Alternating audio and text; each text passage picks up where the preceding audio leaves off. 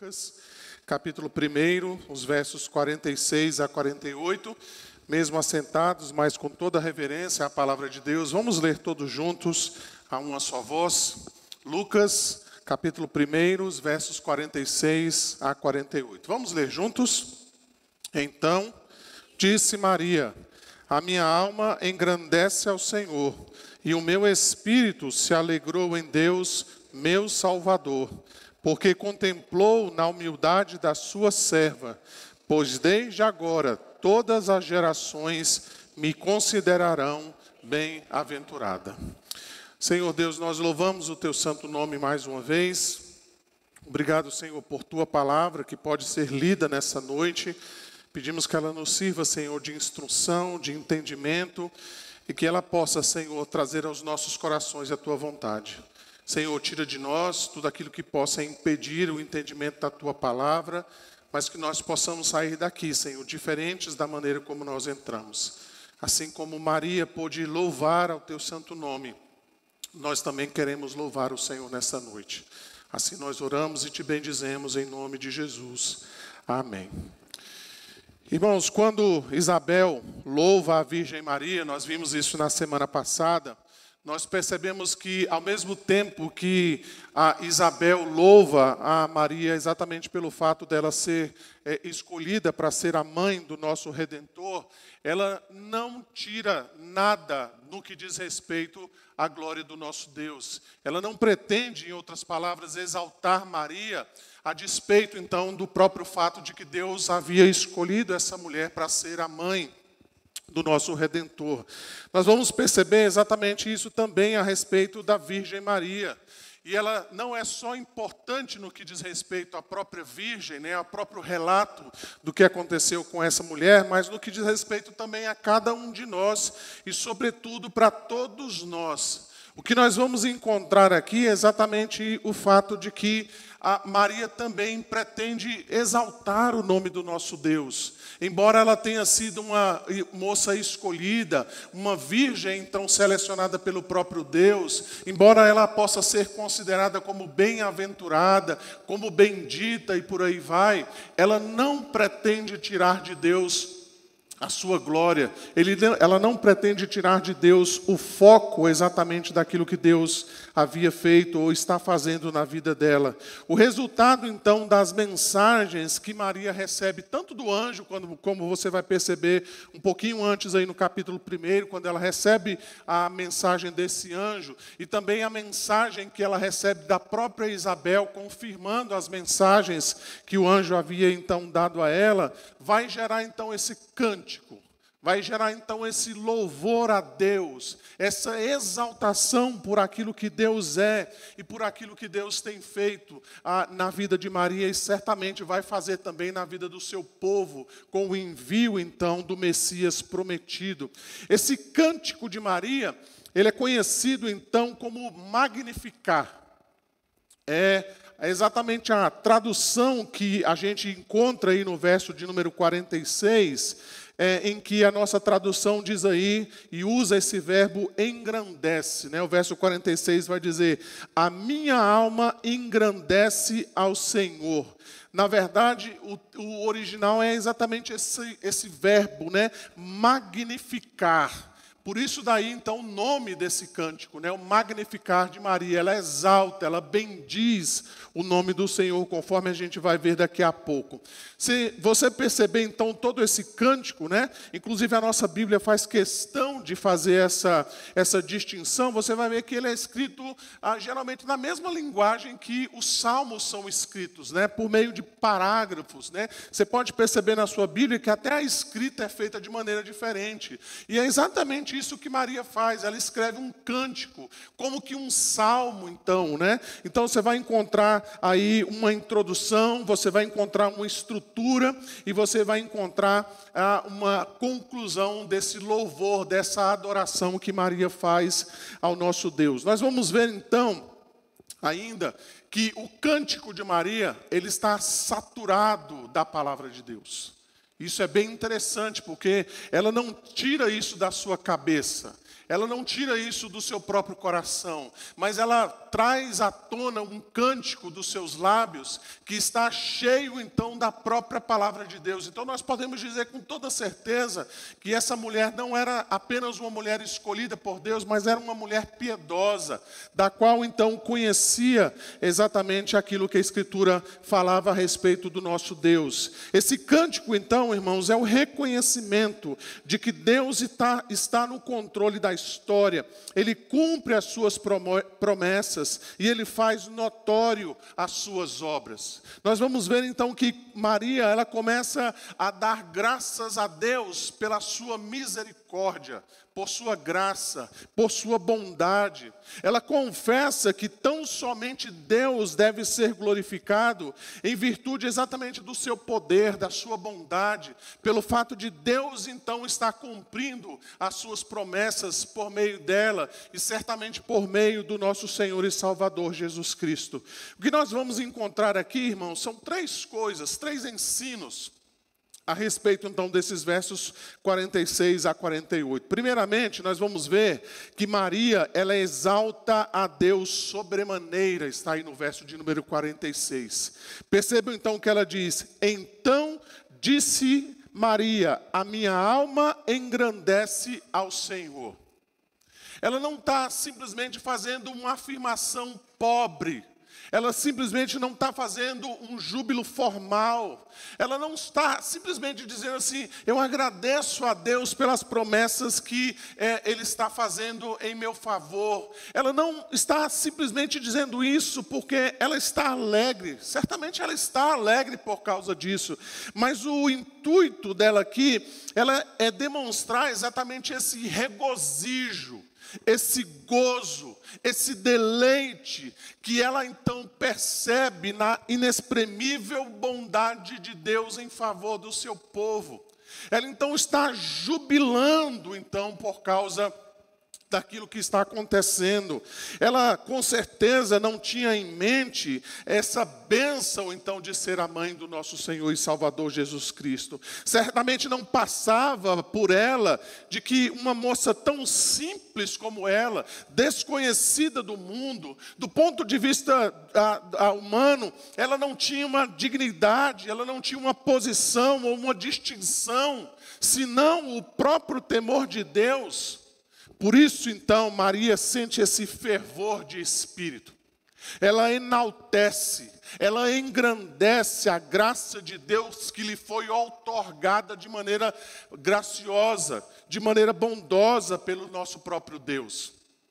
Você vai perceber, por exemplo, que Maria, ela repete aquilo que nós encontramos no Salmo 101, verso 3. Bendize, ó minha alma, ao Senhor, e tudo que há em mim, bendiga o seu santo nome. Maria canta, louva a Deus do mesmo modo que Moisés fez ao atravessar o Mar Vermelho, lá em Êxodo 15:1.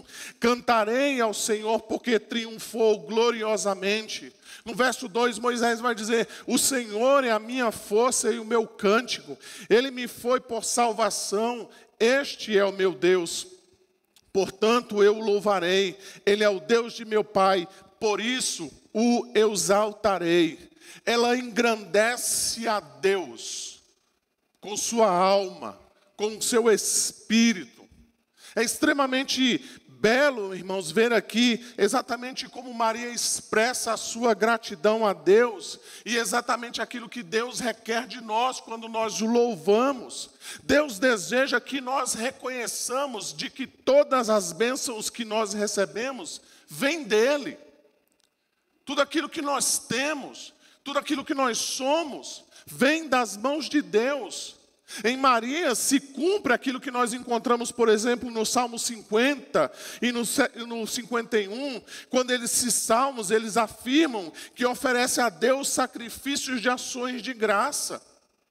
O Salmo 50, verso 3, vai dizer: o que oferece sacrifício de ações de graças, esse me glorificará. Ainda o Salmo 51, os versos 15 e 17, respectivamente, dizem o seguinte: abre, Senhor, os meus lábios, e a minha boca manifestará os teus louvores. Sacrifícios agradáveis a Deus são um espírito quebrantado, coração compungido e contrito, não o desprezarás, ó Deus.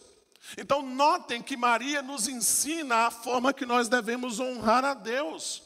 Não por meio de cerimônias exteriores, não por meio dos alardes que nós muitas vezes gostamos e que são apreciados pelos homens, mas pela confissão de que as boas dádivas que nós recebemos, elas vêm da mão de Deus. E é isso então que ela está fazendo. Ela está glorificando a Deus. Ela está abrindo os seus lábios e o seu coração em louvor, em gratidão, em exaltação, em magnificar o nome de Deus pelas bênçãos que Ele tem derramado sobre a vida dela. Tiago, ele vai fazer coro com o cântico de Maria, quando ele diz assim: se alguém está alegre, cante louvores ao Senhor. O que Tiago está dizendo é, os favores que nós recebemos de Deus devem nos levar exatamente a esses louvores. Quando então nós nos alegramos com as bênçãos recebidas de Deus, isso consequentemente deve nos levar a louvar, a entoar o nome do nosso Deus. A minha alma engrandece ao Senhor. E é isso que Maria faz em primeiro lugar. Isso nos leva então ao motivo pelo qual Maria engrandece a Deus. Veja em segundo lugar que Maria, ela se regozija em seu Salvador, verso 47. E o meu espírito se alegrou em Deus, meu Salvador. Aqui está o motivo então o motivo pelo qual deve começar a nossa alegria.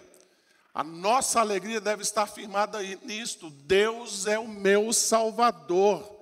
A palavra que aparece aqui como Salvador não é no sentido de que Deus é simplesmente aquela pessoa que nos ampara de vez em quando, né? Quando a gente está precisando, então a gente recorre ao nome de Deus e a gente então diz, não, Deus então é o meu Salvador. O sentido aqui é de que Deus, Ele é o nosso Salvador e Ele cuida da nossa salvação do início ao fim. Do início até a consumação da nossa salvação, Ele é o nosso Salvador, é a expressão que Maria está dizendo aqui.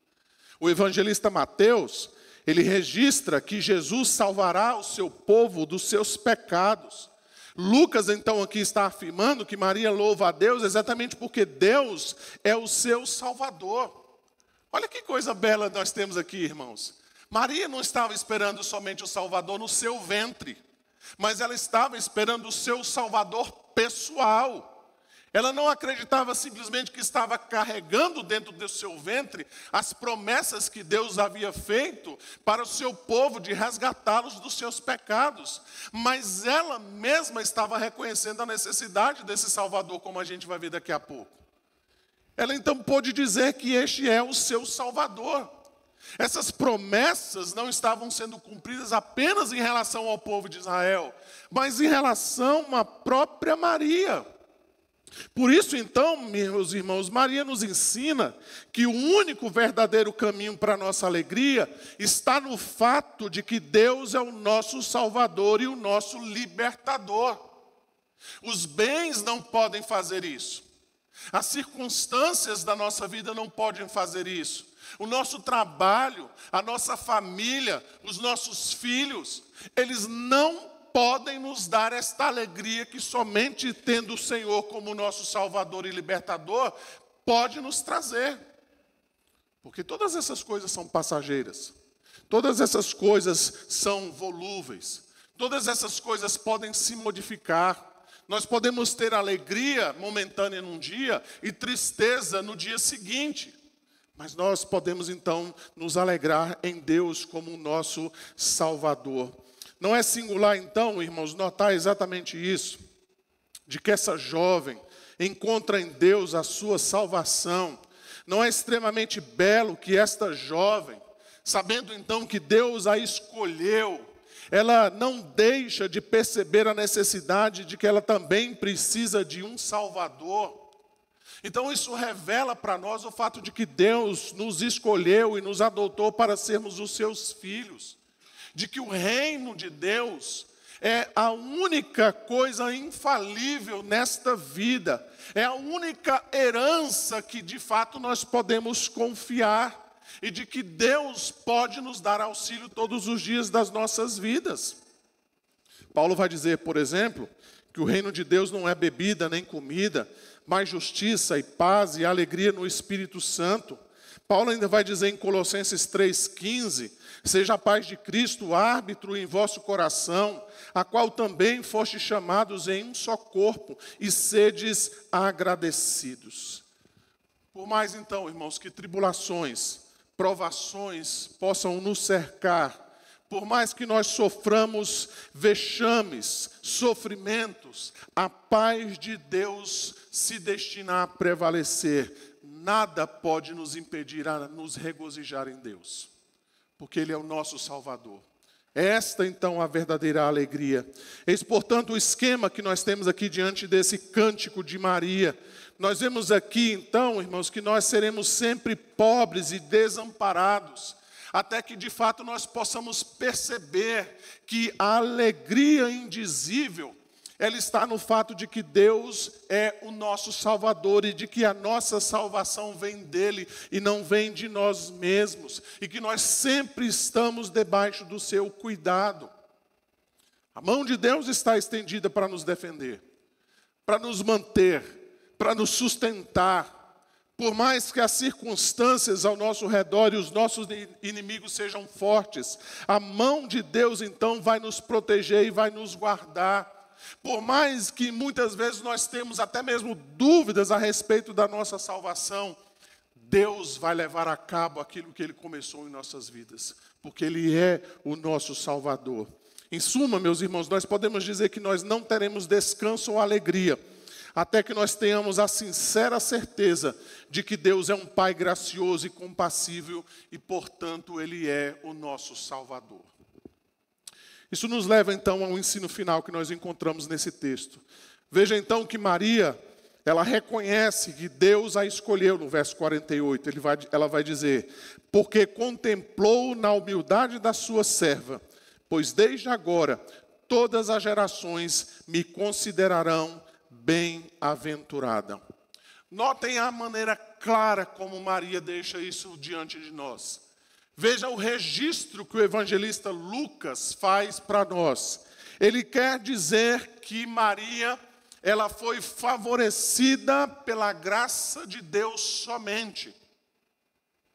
Ela não teve nada em si mesma que pudesse então chamar a atenção de Deus, para que Deus então pudesse se compadecer dela. Mas ela deixa claro que Deus a escolheu por causa da sua humildade, por causa da sua condição humilde, conforme nós vamos ver daqui a pouco. Veja então, meus irmãos, que, conforme a gente já viu anteriormente, Isabel não pretende exaltar Maria, não pretende colocá-la acima da própria glória de Deus. Assim, Maria também não pretende se colocar no lugar de Deus e usurpar aquilo que somente pertence ao nosso Deus. Então veja aí que em vez disso, ela se diminui, ela deseja render graças a Deus por sua primazia, atribuindo então a sua felicidade tão somente a Deus. Ela afirma, conforme eu disse anteriormente, que Deus então contemplou a sua humildade, ou em outras palavras, a sua condição humilde. Ela afirma que Deus a exaltou graciosamente, não por causa das suas próprias qualidades, mas exatamente por causa da sua inferioridade, da sua humildade. Ela, embora pudesse ser objeto do escárnio, ela poderia então ser considerada como alguém marginalizada da sociedade, alguém esquecida pelos seus contemporâneos. Ela deixa claro que Deus a escolheu para ser o Filho de Deus. Então, quando ela se denomina serva do Senhor, ela coloca então diante de nós tudo aquilo que nós devemos ser. Servos de Deus. E é interessante aqui a maneira então como ela coloca essas coisas. ela está afirmando exatamente que é serva de Deus, no sentido de que ela não está se autodenominando como serva de Deus, mas ela se coloca como serva de Deus, exatamente por compreender que Deus a escolheu e que ela está pronta para fazer aquilo pelo qual Deus quer usá-la, aquilo que Deus quer fazer com ela. Este é o verdadeiro servo de Deus. Como Calvino vai afirmar, ele vai dizer o seguinte: destituídos de qualquer bondade, devemos buscá-la em Jesus Cristo, da parte de quem devemos recebê-la. Ela é a chave que tudo abre. Então, olha o que nós temos aqui diante de nós, irmãos. É muito temerário, por exemplo, nós afirmarmos ou nos autoproclamarmos servos de Deus. É prerrogativa de Deus nos chamarmos dessa maneira. Cabe a Deus, então, dizer que nós somos os seus servos, os seus escravos, os seus instrumentos, e que Ele usa cada um de nós segundo a sua vontade, segundo a sua benignidade. E que honra Deus dá a esta mulher, de ser então considerada bem-aventurada, bendita, exatamente porque ela traria à luz então o Filho de Deus. Ela é chamada então como serva exatamente isso, dessa maneira, de que Deus quer usá-la como esse instrumento. A despeito então das suas limitações, a despeito então da sua condição de humildade, ela então se coloca nas mãos de Deus. Então percebam aqui, meus irmãos, como isso fica claro para nós. Não somos nós, os protestantes, que coloca Maria de lado, ou que de repente não valoriza aquilo que Maria é. Mas notem que a própria Maria se coloca no seu devido lugar. Ela reconhece claramente aquilo que ela é, uma humilde serva de Deus. E o fato que o Supremo Deus a elevou de tal maneira, não torna a Maria uma mulher exaltada, mas ela pretende exatamente exaltar o próprio Senhor Jesus Cristo e deixar claro para cada um de nós aquilo que ela é e aquilo que ela necessita. Ela necessita então de um Salvador. Por isso vale a pena você ler o texto novamente e perceber que Maria deixa claro aqui para nós que ela não pode ser posta como mediadora, ela não pode ser colocada como mediadora, ou como intercessora, melhor dizendo. Notem que ao começar o Magnificar, ela começa louvando a Deus, meu Salvador, se colocando exatamente na lista de pecadores, e somente pecadores precisam de um Salvador. Então a pergunta é, como é que então eu devo prestar honra?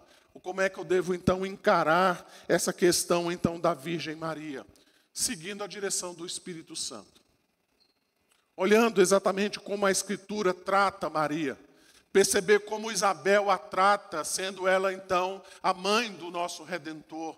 Perceber então exatamente a escrita que Lucas deixa para nós. E perceber que o louvor que está sendo extraído desses fatos não diz respeito a Isabel, não diz respeito a Maria, mas diz respeito ao nosso próprio Deus e a maneira então como Deus está fazendo todas as coisas. Mas se nós queremos engrandecer a Maria, ou Isabel, ou qualquer outra pessoa, diminuindo a glória de Deus, desonrando o nome de Deus, se nós queremos converter Maria em um ídolo, como fazem outras pessoas, isso quer dizer que ela pode se tornar, de fato, a inimiga da fé cristã, porque a fé cristã só admite um único e verdadeiro Deus.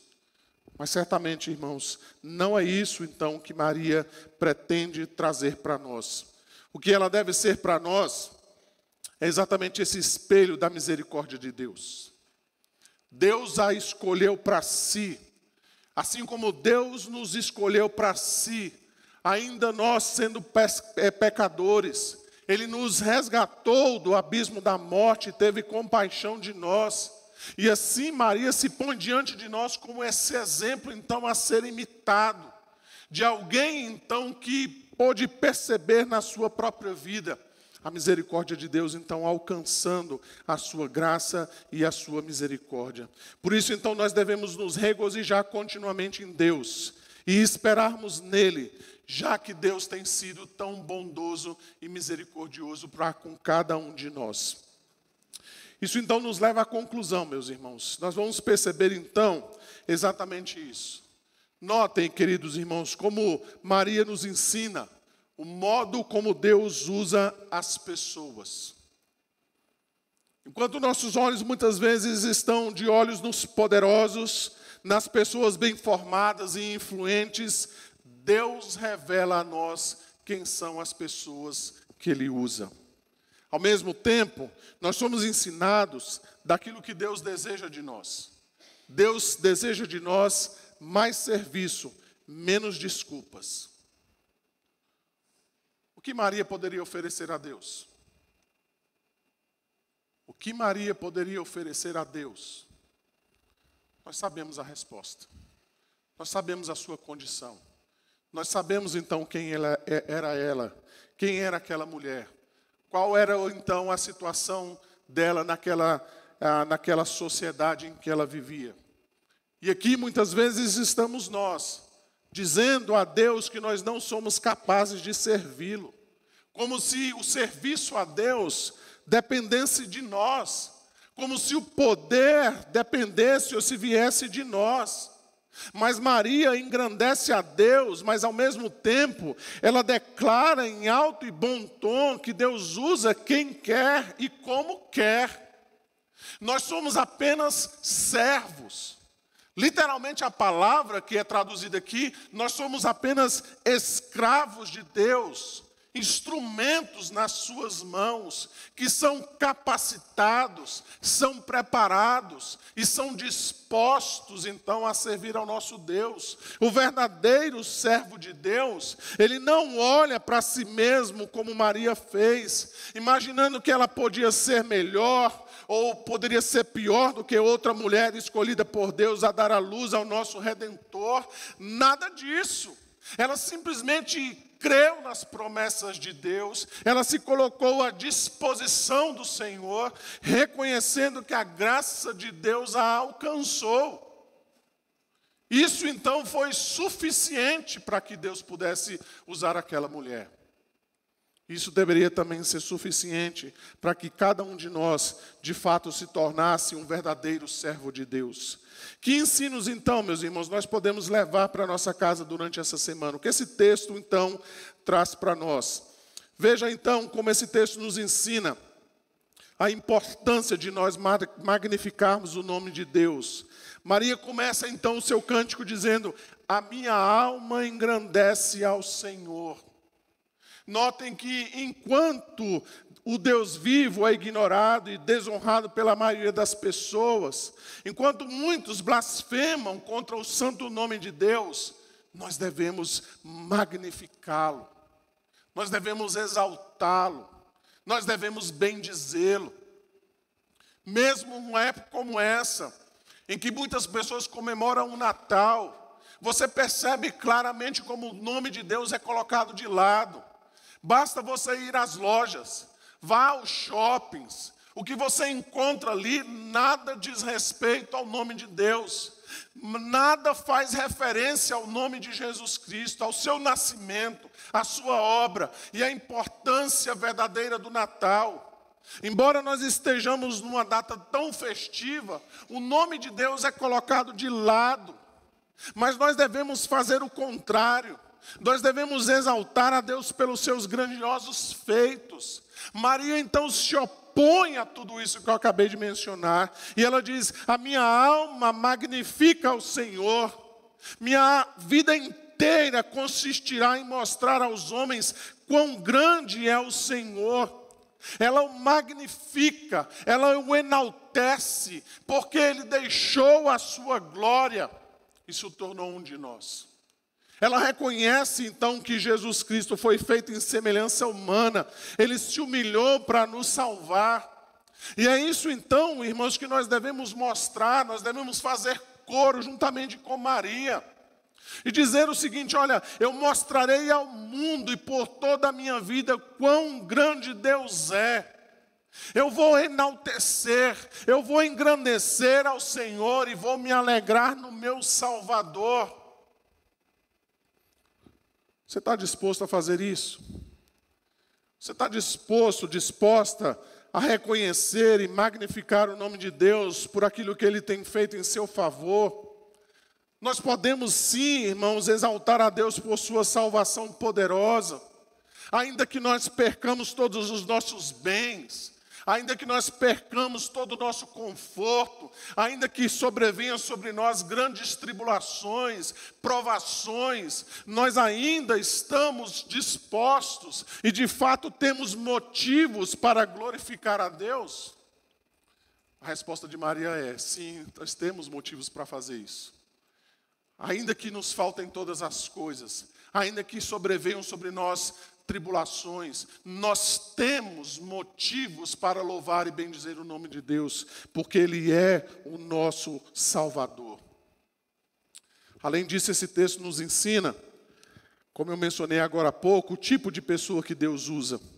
Veja aí que Maria estava profundamente consciente do fato, então, de que ela era uma mulher de condição humilde.